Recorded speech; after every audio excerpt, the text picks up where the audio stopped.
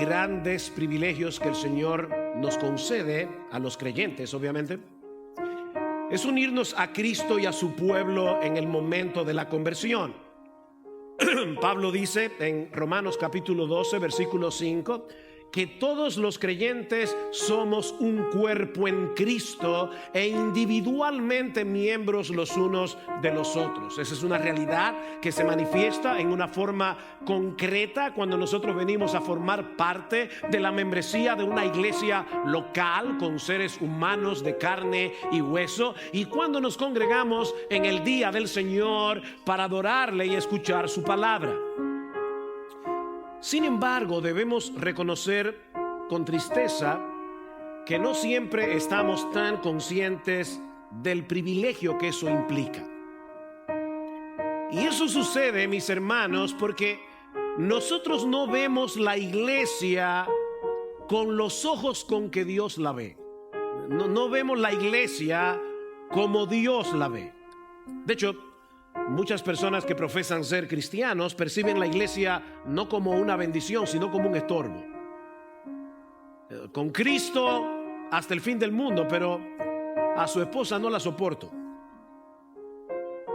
Y lamentablemente otra vez, la experiencia que muchos cristianos han tenido en algunas iglesias confirman esos prejuicios, corroboran esos prejuicios. Pero, mis hermanos, nuestra perspectiva de la iglesia no debe ser determinada por nuestra experiencia, sino por lo que Dios nos ha revelado en su palabra.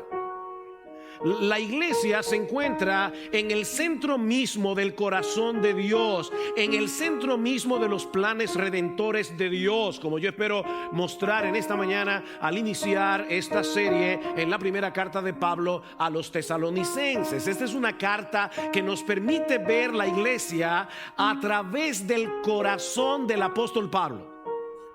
Pero lo que es 1000 veces más importante, nos permite ver la iglesia a través del corazón de Dios.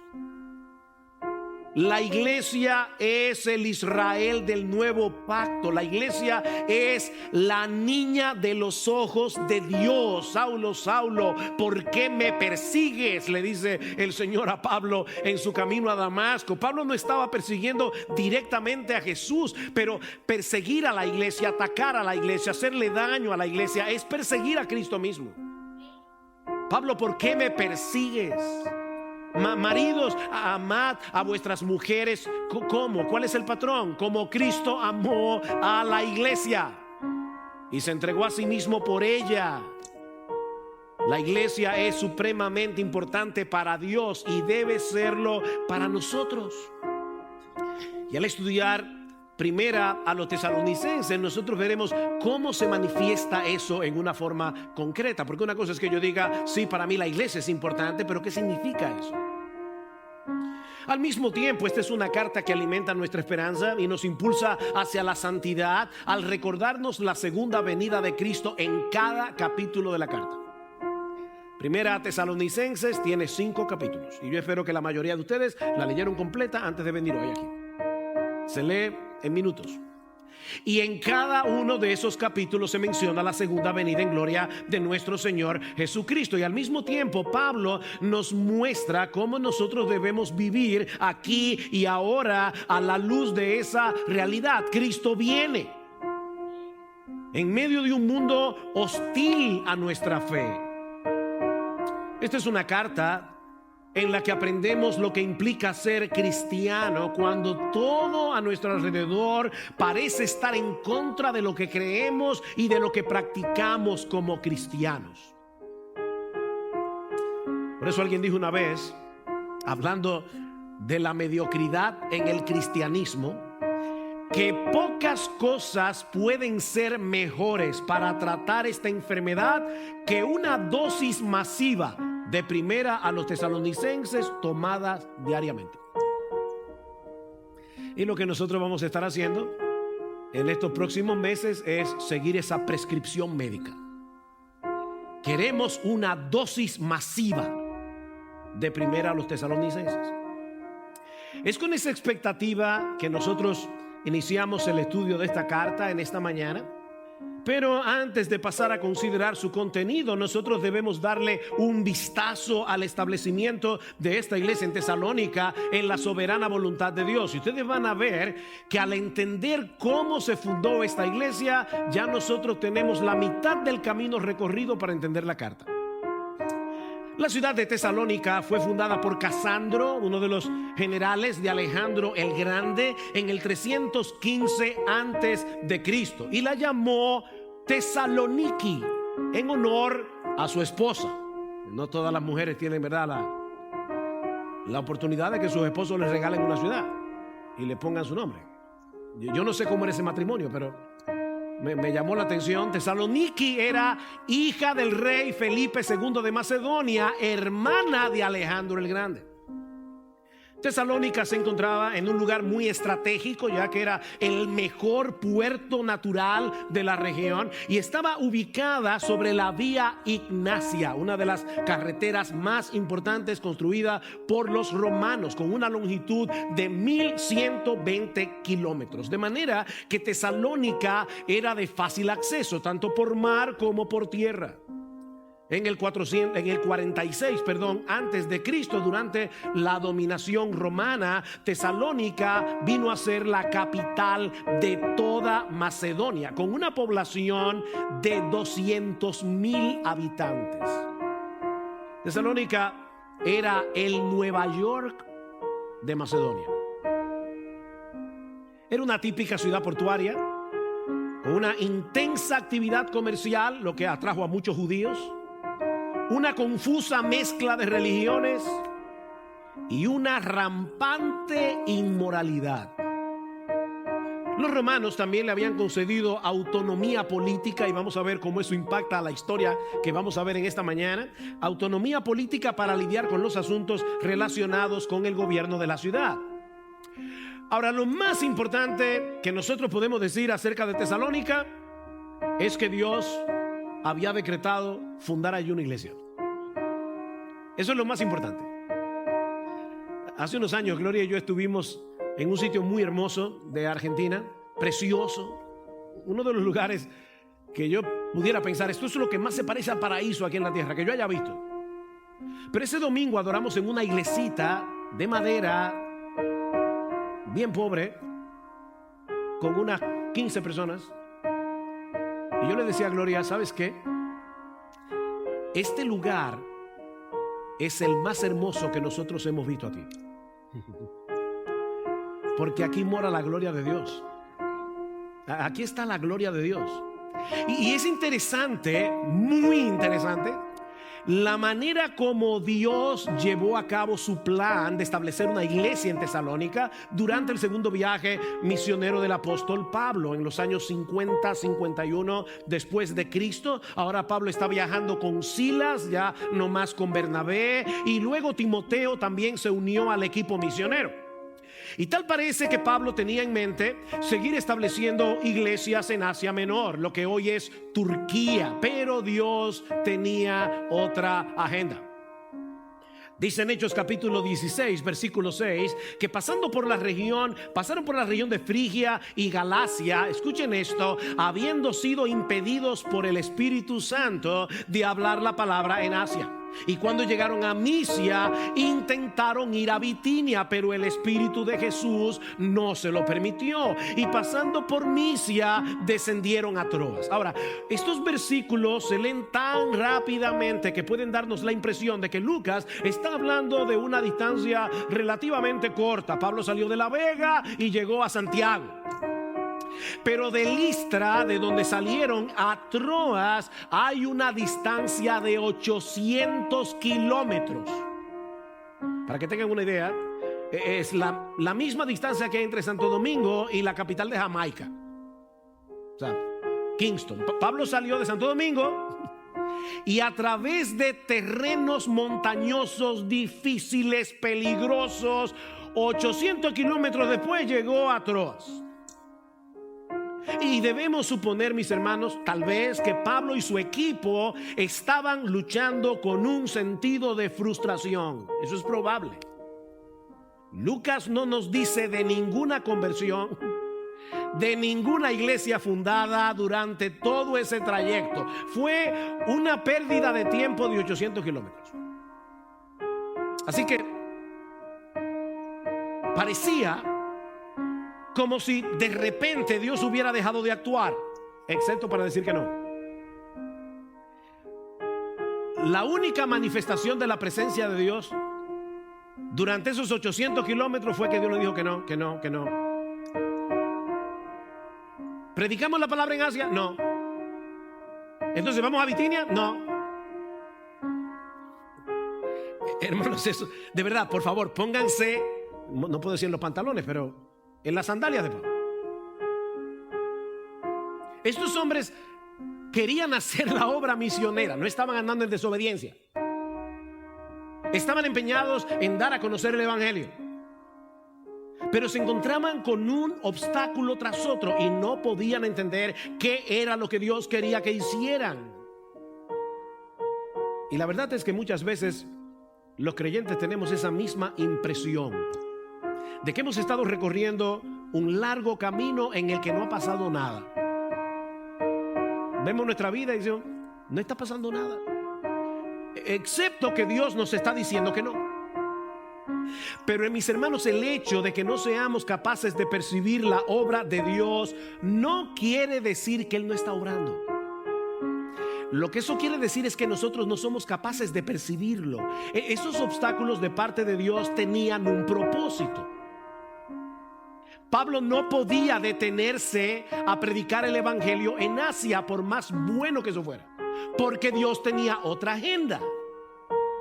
Y mis hermanos, déjenme decirles algo: la agenda de Dios siempre, invariablemente es mejor que la tuya y que la mía.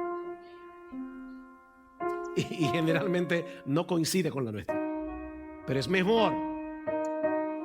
¿Cuál era la agenda de Dios?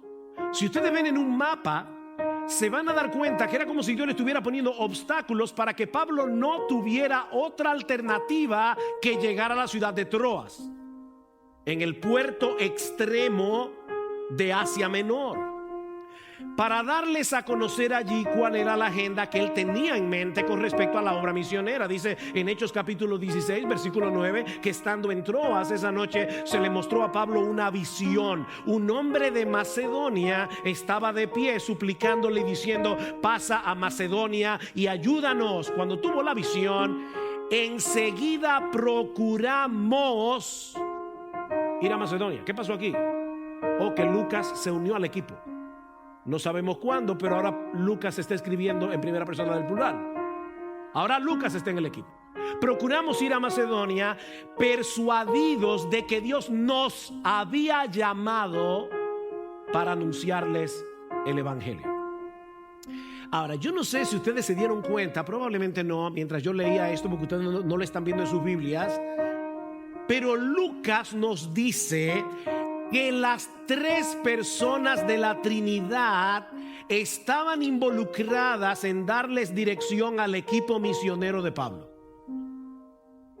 En el versículo 6 dice que el Espíritu Santo les había impedido hablar la palabra en Asia. En el versículo 7 dice que el Espíritu de Jesús les impidió dirigirse a Bitinia. Y en los versículos 9 y 10 dice que fue Dios, refiriéndose muy probablemente a Dios el Padre, el que les dijo en una visión que pasaran a Macedonia para llevar el evangelio al continente europeo. El Dios Trino tenía su propia agenda para el avance de la obra misionera. Dios les había dicho que no durante 800 kilómetros para que el evangelio llegara a Europa. La primera ciudad que fue evangelizada fue Filipos, que era una de las ciudades principales de la provincia de Macedonia. Dice Lucas en Hechos capítulo 16 versículo 12.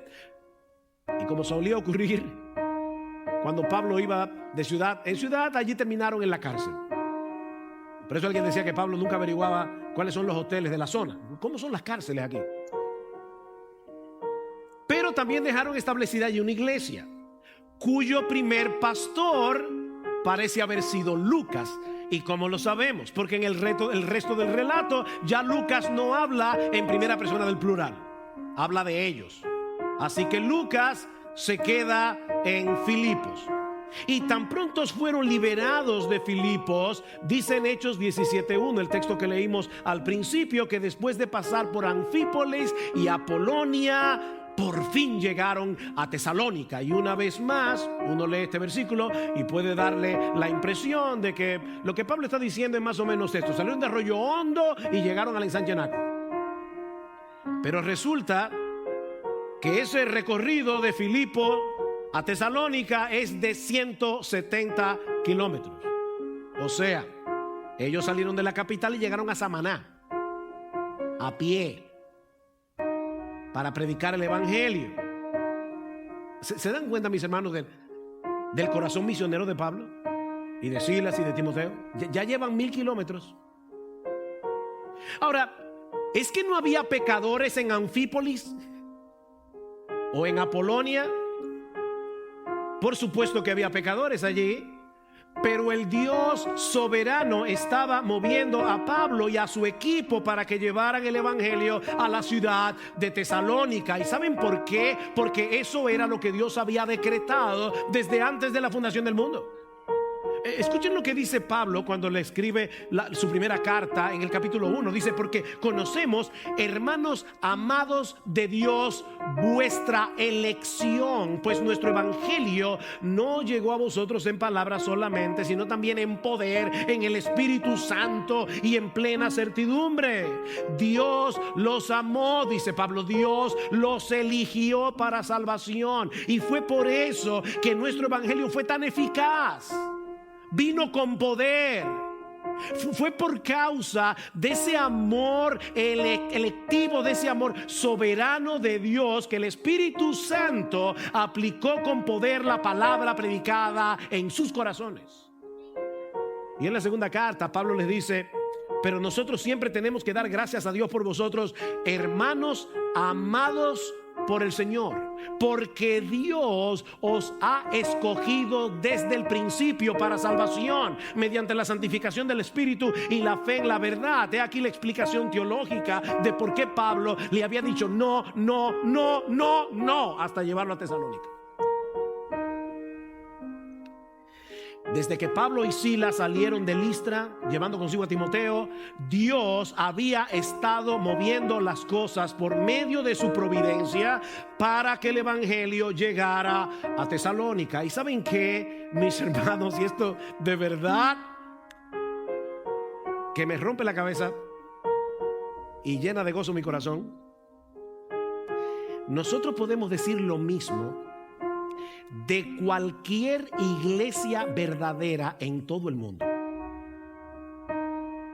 La iglesia, mis hermanos, se encuentra en el centro de los decretos de Dios, y toda la historia se mueve en función de la iglesia. El problema es que muchas veces nosotros estudiamos la historia con ojos seculares y perdemos de vista lo que Dios está haciendo en el mundo para el avance de su reino. Pensemos por un momento en nuestra propia historia como nación. Son muchos los elementos que se conjugaron para que hoy exista la República Dominicana. Piensen en la llegada de los españoles, la España boba, la independencia, los trinitarios, todos esos elementos que tú y yo estudiamos en la escuela. Y finalmente nace la República Dominicana. Y aunque la Iglesia Católica hizo lo posible y lo imposible para mantener el monopolio religioso en la Hispaniola, en esta isla, incluyendo la quema de 300 ejemplares de la Reina Valera en el 1600, la Reina Valera se imprimió, se publicó por primera vez en 1564, y unos pocos años más tarde 300 ejemplares llegaron a la República Dominicana, bueno, a la Española, no era la República Dominicana, era la colonia. 300 ejemplares de la Reina Valera acabada de publicar fueron quemadas en la plaza pública de Santo Domingo. Pero ¿saben qué? Ni aún así pudieron impedir que el evangelio llegara a esta isla. No lo pudieron impedir. Dios movió los hilos de la historia para que este país existiera y para que el evangelio llegara a nosotros y para que miles y miles reconocieran a Jesús como Rey y Señor de sus vidas, de modo que muchas iglesias locales fueran establecidas en la República Dominicana, y ahí está Iglesia Bíblica del Señor Jesucristo. Wow. Déjame hacerte una pregunta. ¿Alguna vez tú has pensado en tu iglesia de esa manera?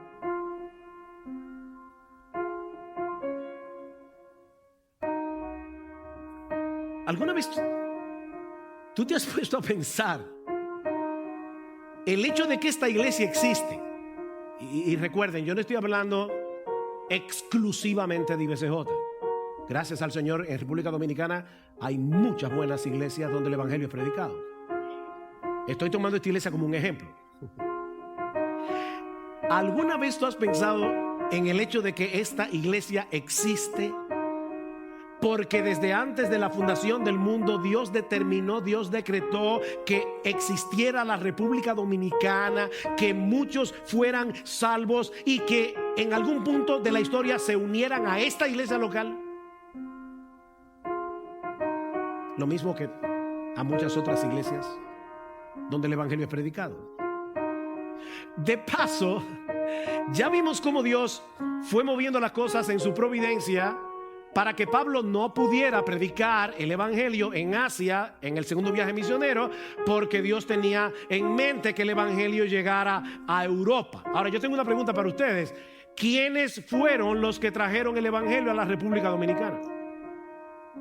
Los descendientes de esos europeos. Y obviamente yo no me estoy refiriendo a los colonizadores. Yo me estoy refiriendo a los misioneros que llegaron a República Dominicana desde Inglaterra, desde Canadá y desde Estados Unidos en el siglo XIX. ¿Saben de dónde eran? De Europa. Eran descendientes de europeos. Pastor, usted sí se fue lejos, porque, óyeme, de Pablo a la República Dominicana en el siglo XIX es un trecho largo. En la mente tuya, pero no en la de Dios. Porque para Él 1000 años son como un día. Mis hermanos, Dios tiene todos los hilos, todas las conexiones, Él la tiene en su mente. Así que una de las razones por las que el evangelio llegó a Europa es para que IBCJ existiera.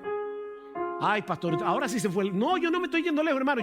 Simplemente estoy tratando de ver lo que Dios está haciendo en su providencia, porque nada se escapa a su gobierno soberano. Y obviamente para que la IBI, la IVO y Fundamento Bíblico, la Iglesia Reformada de Santiago, y si sigo, no acabo, existieran. Cada iglesia local tiene su historia, mis hermanos, y todos los elementos envueltos en esa historia fueron gobernados por Dios conforme a sus decretos soberanos. Si tuviéramos eso en mente, yo creo que veríamos la iglesia con otros ojos. Eso fue lo que sucedió en la ciudad de Tesalónica durante el primer siglo.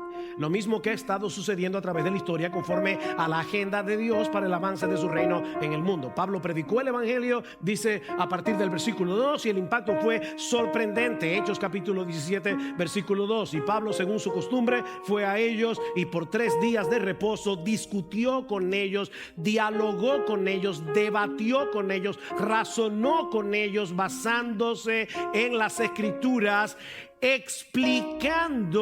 Es la misma palabra que aparece en Lucas capítulo 24 versículo 27, cuando dice que Cristo les abrió el entendimiento para que comprendieran las escrituras, para que comprendieran todo lo que se decía de él en los libros de Moisés, en los profetas y en los salmos. Dice, explicando y presentando evidencia de que era necesario que el Cristo padeciera y resucitara de entre los muertos, y diciendo, este Jesús a quien yo os anuncio es el Cristo. Este Jesús es el Mesías, el que murió en la cruz, es el descendiente de David, prometido que habría de sentarse en su trono para siempre. Ese fue el evangelio que Pablo predicó en Tesalónica. O sea, Pablo no se paró en el centro comercial y comenzó a decir a todo el que pasaba por ahí: Dios te ama, Dios te ama, Dios te ama. Eso no es evangelizar. Es explicar, es razonar, es ver en la escritura qué fue lo que pasó allí, cuál es el significado de la muerte de Cristo en la cruz. Él también resucitó, Él ascendió a los cielos, está sentado a la diestra de Dios. Él es Rey de reyes, Él es Señor de señores. ¿Y qué pasó? Que nació una iglesia. Dice en el versículo 4 que estos nuevos creyentes se unieron a Pablo y a Silas. Y este es un verbo que solo aparece aquí en todo el Nuevo Testamento. Transmite la idea de apegarse. Ellos se apegaron a los misioneros. Estos hombres y mujeres vinieron a ser parte de esa comunidad de creyentes que luego vendría a ser la iglesia en Tesalónica. Dice: algunos de ellos creyeron y se unieron a Pablo y a Silas, juntamente con una gran multitud de griegos temerosos de Dios y muchas de las mujeres principales. Es decir, estas mujeres estaban casadas con autoridades políticas de Tesalónica. Eran mujeres de dinero, eran mujeres de influencia, temerosas de Dios. Es decir, aunque no eran judías, ellas habían abrazado a Jehová, el Dios de los judíos, y asistían a la sinagoga. Yo sé que ahora voy a especular, pero el punto es este: ahora de repente estas mujeres dejaron de ofrendar en la sinagoga. Y eso causó un problema. ¿Qué dice en el versículo 5? Pero los judíos, llenos de envidia. ¿Ven el problema? La envidia. Se nos están yendo para la otra iglesia. O sea, estos hombres obviamente no tenían una mentalidad de reino. El problema de ellos era su pequeño reino. Se llenaron de envidia, de tal manera que llevaron a algunos hombres malvados por la plaza pública, organizaron una turba y alborotaron a la ciudad, y asaltando la casa de Jasón procuraban sacarlos al pueblo. Al no encontrarlos, arrastraron a Jasón y a algunos de los hermanos ante las autoridades de la ciudad, gritando: estos que han trastornado el mundo han venido acá también, y Jasón los ha recibido, y todos ellos actúan contra los decretos del César, diciendo que hay otro rey, Jesús. Ellos captaron el mensaje. Mis hermanos, cuando el Rey Jesús llega a una ciudad, ocurre una de dos cosas: o algunos se rinden ante su autoridad, o algunos se rebelan contra su autoridad. Hay personas que me preguntan cuando yo les predico: ¿y yo voy a tener que dejar a mis amigos cuando yo me convierta? No te preocupes, ellos te van a dejar a ti. Es lo que pasa la mayoría de las veces. Yo recuerdo, yo tuve un amigo durante toda mi adolescencia, éramos uña y carne. Mi mamá decía: ustedes ya hasta se parecen físicamente. Literalmente yo salía con ese amigo todos los días. O sea, desde que yo me mudé en esa casa a los 10 años de edad hasta que yo me convertí casi a los 17, yo salí con ese amigo todos los días por 7 años. Yo me convierto y claro, lo primero que hago es predicarle el evangelio en la galería de mi casa. Y me acuerdo como hoy, no bien yo comencé a hablar, cuando me paró en seco y me dijo: óyeme una cosa, si tú dejaste que a ti te lavaran el cerebro, yo no voy a permitir que tú me lo laves a mí, así que nos vemos. Se fue de mi casa, nunca más lo volví a ver hasta el día de hoy.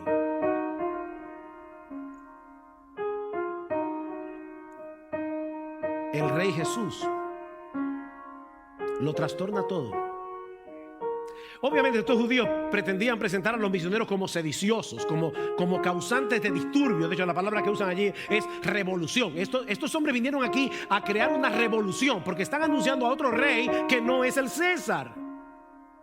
Pero lo cierto es, mis hermanos, que el Rey Jesús no deja las cosas como las encuentra. Estos judíos captaron perfectamente que ese Jesús al que Pablo predicaba no era únicamente un Salvador que perdona pecados. Él es un rey que tiene pleno derecho sobre toda nuestra vida. El evangelio es una amenaza. Es una amenaza contra los poderes de este mundo. ¿Por qué ustedes creen que hay tanto empeño en terminar con el cristianismo? ¿Por qué la ONU, la OEA, por qué todos esos organismos internacionales tienen un problema con la iglesia?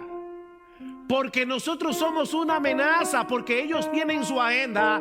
Nosotros no tenemos la nuestra, no tenemos la de Él, el Rey Jesús. Ese es el problema. Es un asunto de dos reinos aquí. Convertirse a Cristo, mi amigo, óyeme bien, convertirse a Cristo es mucho, mucho, mucho más que aceptarlo como Salvador. Es una entrega voluntaria de todo lo que somos. Es rendirnos ante Él, ante su autoridad como Rey de reyes, como Señor de señores, para hacer su voluntad y no la nuestra. Eso es convertirse. Mira, mi amigo, si Cristo no es tu Rey, tampoco es tu Salvador. Es así de simple. Si Él no es tu Rey, no es tu Salvador, porque no se puede tener una cosa sin la otra. Obviamente eso no quiere decir que los creyentes viven una vida de perfecta obediencia, porque eso no será posible mientras el pecado more en nosotros. Pero sí quiere decir que el creyente desea hacer su voluntad. Eso sí quiere decir que el creyente lucha contra su pecado para hacer su voluntad. Eso quiere decir que cuando el creyente peca, le duele su pecado, le avergüenza su pecado y vuelve otra vez en arrepentimiento. Por eso es que Lutero decía, la vida cristiana es una vida de arrepentimiento y fe. Eso no pasa una sola vez. Cuando tú te convertiste, no, mi hermano. Eso es una vida de arrepentimiento, es una vida de fe.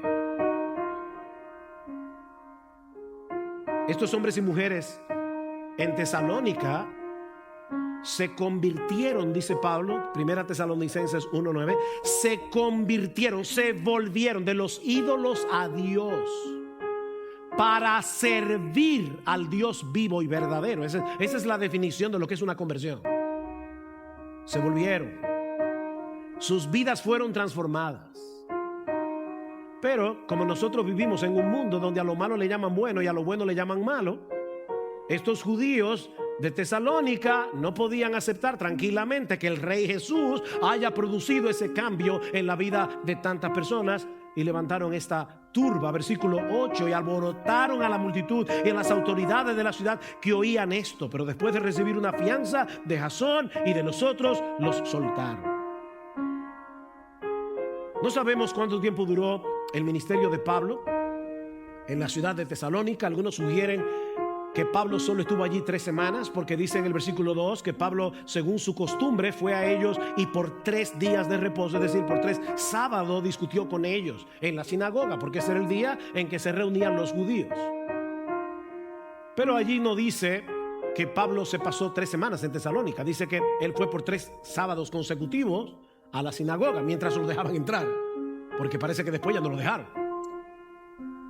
Ahora, es muy probable que Pablo se pasara un poquito más de tiempo en la ciudad, porque dice en la segunda carta que Pablo llegó a trabajar haciendo tiendas de campaña.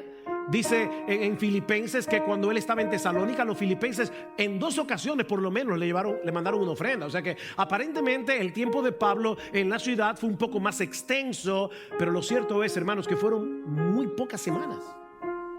Un ministerio sumamente breve. Así que Pablo y su equipo se vieron obligados a salir de Tesalónica, dejando atrás una iglesia de recién convertidos en medio de mucha hostilidad. De Tesalónica llegaron a Berea. ¿Y qué hicieron los misioneros? Dijeron, bueno, mira, esto se está poniendo difícil. Vamos a tomar un tiempo para orar. No. Volvieron a la sinagoga en Berea, predicaron el evangelio, y los judíos de Tesalónica enviaron otra turba a Berea también. Y Pablo tiene que salir de Bereas hacia Atenas. Y cuando llega a Atenas, ¿qué hace? Ir al Areópago a predicar el evangelio. Mis hermanos, déjenme decirles algo. Predicar el evangelio es más importante que nuestra vida. Es tan sencillo como eso. No es decir ahora qué corazón tenía Pablo. Sí, verdad que tenía un corazón misionero impresionante, pero ¿sabe qué es lo que Pablo tenía? Un entendimiento muy claro de quién era Jesús, un entendimiento muy claro de lo que va a pasar con las personas que no se arrepienten de sus pecados y se rinden ante Jesús y lo aceptan como su rey. Y eso lo impulsaba a predicar, a predicar, a predicar. No importa lo que tuviera que sufrir por eso. Pablo llega a Atenas, luego a Corinto. Y estando en Corinto ya no puede soportarlo más, porque el corazón de Pablo estaba atado a los hermanos de Tesalónica. Pablo se preguntaba, ¿qué habrá pasado con estos hermanos? Vayan conmigo a la carta primera a los tesalonicenses. Noten lo que Pablo les dice en el capítulo 2. Versículo 18, ya que queríamos ir a vosotros, al menos yo, Pablo, más de una vez, pero Satanás nos lo ha impedido. Pablo quería él mismo llegar a Tesalónica. Capítulo 3, por lo cual no pudiendo soportarlo más. ¿Ustedes están escuchando este lenguaje? El amor de Pablo por sus hermanos. No pudiendo soportarlo más, pensamos que era mejor quedarnos solos en Atenas y enviamos a Timoteo, nuestro hermano y colaborador de Dios en el evangelio de Cristo, para fortaleceros y alentaros respecto a vuestra fe. Y cuando Timoteo regresa de Tesalónica a Corinto, le da un reporte a Pablo sumamente alentador. Dice: Pablo, estos hermanos están firmes en la fe, estos hermanos no han claudicado, pero hay algunos problemas. Hay algunos problemas. Por un lado, algunos incrédulos te están difamando, Pablo. Están diciendo que tú eres un oportunista que se quiere aprovechar del dinero de estos hermanos. Por eso es que Pablo en el capítulo 2, en el versículo 5 dice: yo no fui por lucro a ustedes. Él está defendiendo su ministerio. Y por otro lado, la persecución contra los creyentes había arreciado.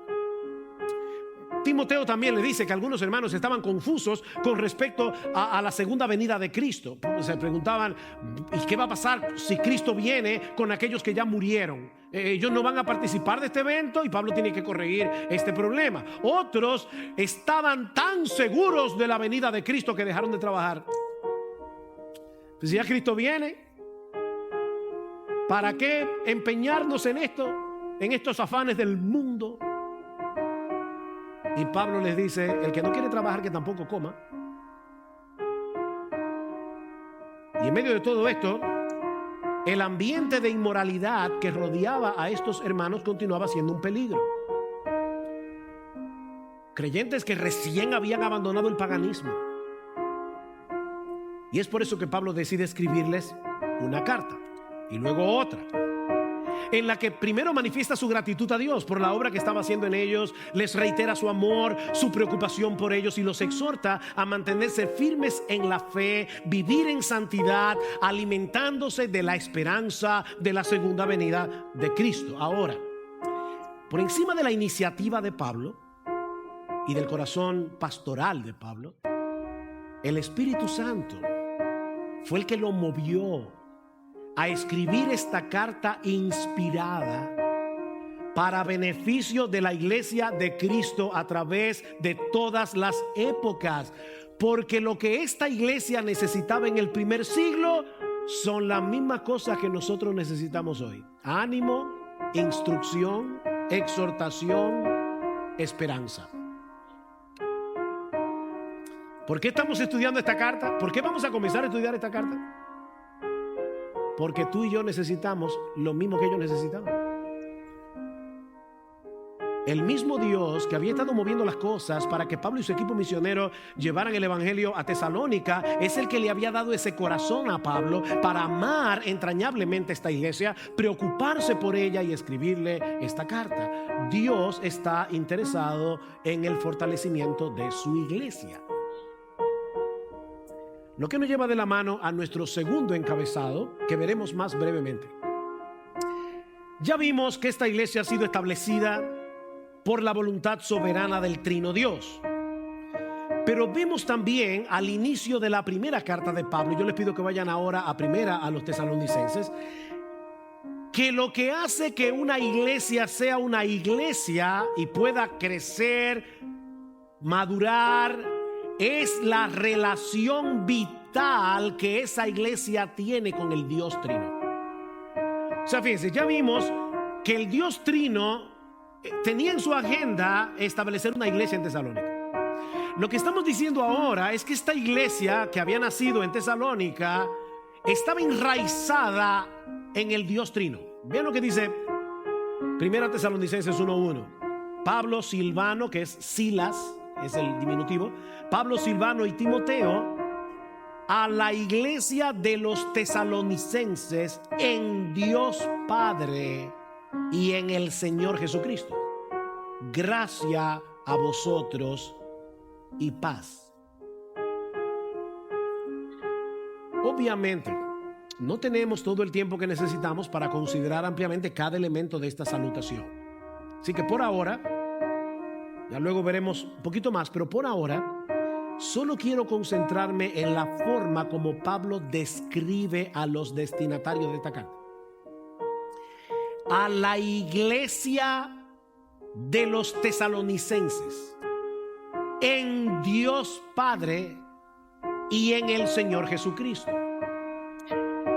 Estos hermanos eran más que un grupo de creyentes que se reunían de vez en cuando para estudiar la Biblia, para cantar alabanzas.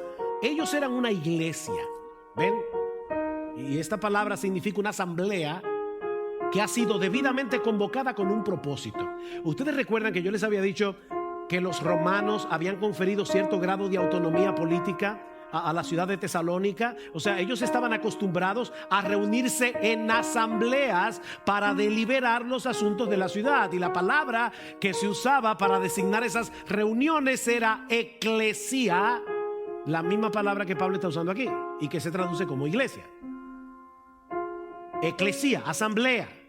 Pero esta asamblea, esta eclesia de la que habla Pablo es muy diferente, porque es el mismo Dios el que la ha convocado. De paso, mis hermanos, cuando tú faltes a esta reunión, hay razones de peso para faltar a la iglesia el domingo, pero nunca olvides esto. Esta es una asamblea que ha sido convocada por Dios, y Él se hace presente en medio nuestro en esa convocación. Así que hay razones de peso para no venir el domingo a la iglesia. La hay, o las hay. Solo asegúrate que sea una razón que el Dios que convocó esta asamblea la acepte como buena y válida, porque es Dios el que nos ha convocado. Y Él está aquí. Él está aquí. Esto es serio. Así que esta asamblea es diferente, primero porque es Dios el que la ha convocado para estar en una íntima y vital comunión con Él. Esta iglesia, dice Pablo, se encuentra en Dios Padre y en el Señor Jesucristo. Es como un árbol plantado en el Dios Trino. La iglesia es un árbol plantado en el Dios Trino. Geográficamente la iglesia se encuentra en Tesalónica, pero espiritualmente hablando, la iglesia se encuentra en Dios Padre y el Señor Jesucristo. Y de paso es interesante notar que hay un solo en el original griego. Dice en Dios Padre y el Señor Jesucristo, mostrando la unidad entre el Padre y el Hijo. Podemos traducir esta frase en conexión con Dios Padre y el Señor Jesucristo, o en el ámbito, en el reino, en el terreno de Dios Padre y el Señor Jesucristo. La iglesia le pertenece a Dios y encuentra su vida en Dios. Eso es lo que hace que una iglesia sea una iglesia. ¿Dónde se encuentran los cristianos? Bueno, pastor, en Santo Domingo, en China, no. Espiritualmente, en Cristo. Cada cristiano está unido a Cristo por la fe, ¿no es así? Somos cristianos porque estamos en Cristo, unidos a Cristo por la fe. Y por esa razón, Pablo dice en Colosenses capítulo 3, versículo 3, que nuestra vida está escondida con Cristo en Dios. ¿Tú oíste eso?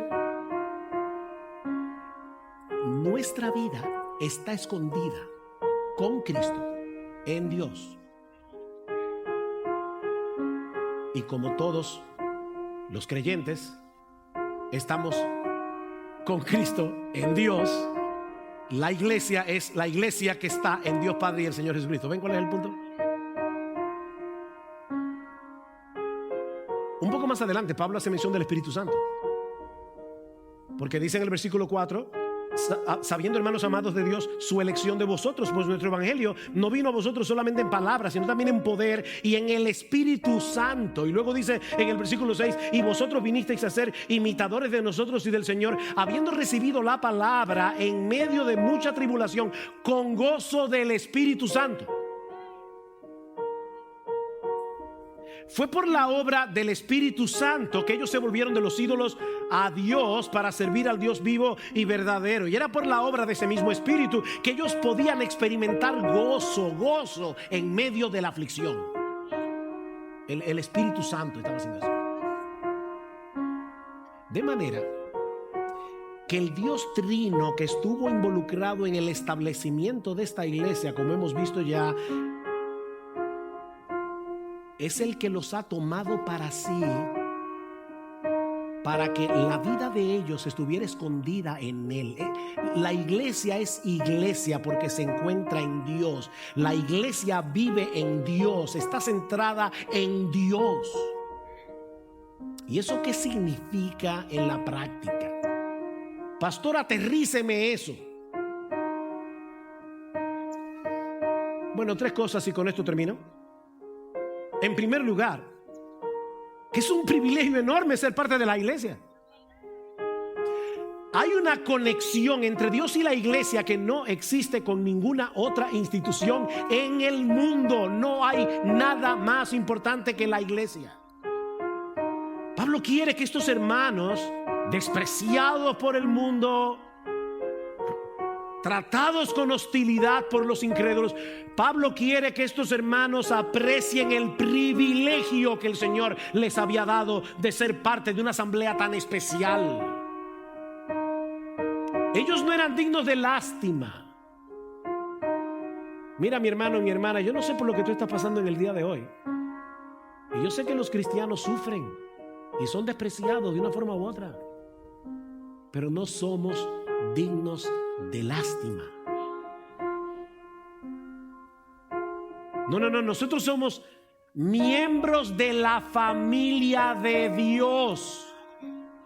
¿Tú quieres un poco más? Nosotros pertenecemos a la iglesia del Dios vivo y verdadero. Y ese es un privilegio que ningún desprecio de este mundo puede opacar. Por otra parte, esto también significa, en segundo lugar, que un verdadero creyente, un miembro del cuerpo de Cristo, no se puede perder. Porque nuestra vida está escondida con Cristo en Dios. ¿Cómo se puede perder un cristiano, un verdadero cristiano? ¿Qué dice Jesús en Juan 10? Mis ovejas oyen mi voz y yo las conozco y me siguen y yo les doy vida eterna y no perecerán jamás. Nadie las arrebatará de mi mano. Mi Padre que me las dio es mayor que todos y nadie las puede arrebatar de la mano de mi Padre. Yo y el Padre uno somos. Ven, la iglesia de los tesalonicenses en Dios Padre y el Señor Jesucristo, porque yo y el Padre somos uno. Es imposible, totalmente imposible, que un verdadero creyente se pierda y termine en el infierno, porque el Padre y el Hijo nos han abrazado a su corazón para que nunca nos apartemos de ahí. No eres tú el que está agarrando la mano de Dios. No. Son el Padre y el Hijo que te tienen agarrado a ti. Pero esto también nos enseña, en tercer y último lugar, que Dios es el centro de la iglesia. Dios es la razón de ser de la iglesia. Es nuestro privilegio pertenecer a la iglesia. Somos inmensamente bendecidos por ser parte de esta asamblea tan especial, por poder congregarnos como iglesia cada domingo. Pero mis hermanos, la iglesia existe por la gracia de Dios, para la gloria de Dios. La iglesia existe por la gracia de Dios, para la gloria de Dios. ¿Cómo describe Pedro a la iglesia en su primera carta? Dice Pedro que los creyentes, oigan esto, el sentido de privilegio, somos linaje escogido, real sacerdocio, nación santa, pueblo adquirido por Dios. ¿Para qué? Para que anunciéis las virtudes de aquel que os llamó de las tinieblas a su luz admirable. Aleluya, gloria a Dios.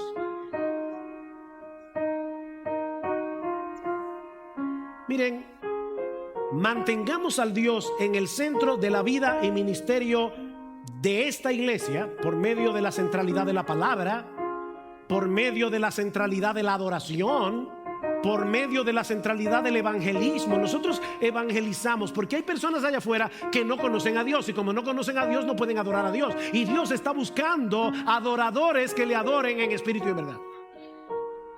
Es verdad que no queremos que la gente se vaya al infierno. Nosotros debemos evangelizar porque no queremos que la gente se pierda. Mi amigo, si tú estás aquí en esta mañana, nosotros no queremos que te pierdas, no queremos que vayas al infierno. Pero la razón primordial por la que nosotros debemos evangelizar a los perdidos es para que Dios les abra los ojos, para que ellos puedan ver la hermosura de Jesús, para que ellos se conviertan de los ídolos a Dios y comiencen a servir, a adorar al Dios vivo y verdadero. Esa es la razón por la que nosotros debemos evangelizar.